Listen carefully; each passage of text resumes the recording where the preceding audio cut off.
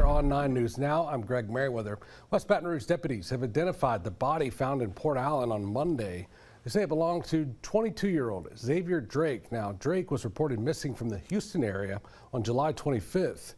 His body was found along that pipe access road right there off Lobdale Highway. The coroner's office identified him using fingerprints. They are still working to figure out the cause of death. A Baton Rouge judge and a public defender are in a heated debate over, of all things, breastfeeding. Public defender Gina Wheat returned to work after having her second child. Before returning, she sent an email to Judge Colette Greggs with her pumping schedule. It is required by law for employers to allow mothers to breast pump at work, but since Greggs isn't her employer, the judge that is, she said she will not stop court to allow her to pump. It shouldn't be so difficult to come back to work, to try to do a really good job for clients that you care for a system that you feel strongly about, when you're already battling so many other things. Judge Gregg did tell her that she would be allowed to use a room in the courthouse, but that's as far as it went. Blue Cross and Blue Shield announced today that they will be cutting several jobs across several locations in the state. They did not specify just how many would be cut, but they do employ around 3,000 people in our state. They blame these job cuts on the expiring subsidies from the Affordable Care Act. The Workforce Commission says they have not received any notice, which is required if they lay off or fire more than 50 people within a month. Let's get you to your weather situation out there right now and over to the weather wall and Dr. Steve. Hey, Steve.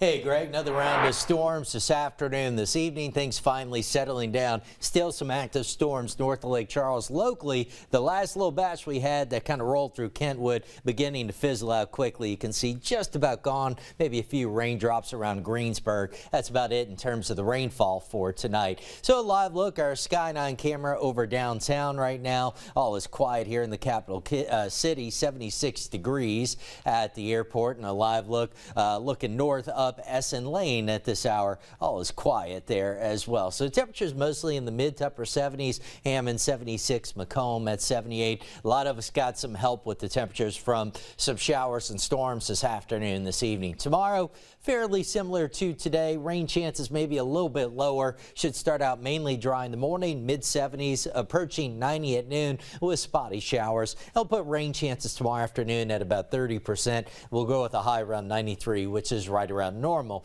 Rain chances temporarily a little bit lower tomorrow and Saturday, but then they rebound again Sunday into early next week, 50 to 60%. Here's why. We're tracking a tropical wave that's northwestern Bahamas over towards South Florida and western Cuba. That'll emerge into the eastern Gulf over the weekend. That shade of blue, that's some deep tropical moisture. And as that feature approaches the northern Gulf Coast early next week, that'll bring another surge in moisture, meaning another surge in rain chances.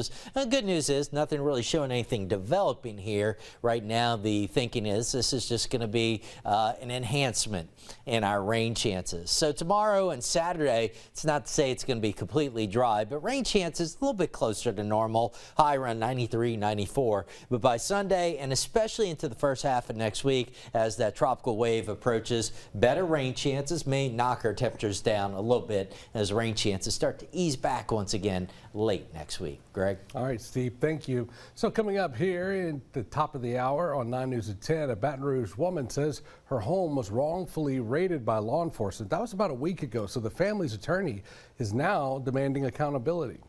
We're American citizens, and under the Constitution, we should be free from unconstitutional search, seizures, and arrests. And that what I saw was definitely unconstitutional. It was definitely humiliating. It was definitely inhumane. We're going to hear from the agency that executed the raid coming up at the top of the hour. Remember, our 9 News app is a great way to keep up with everything going on in our area. If you haven't already, make sure you download the WAFB app. It is free. Thank you all very much. Again, we'll see you for 9 News at 10. Until then, always the latest updates right here at the click of a finger. See you in a second.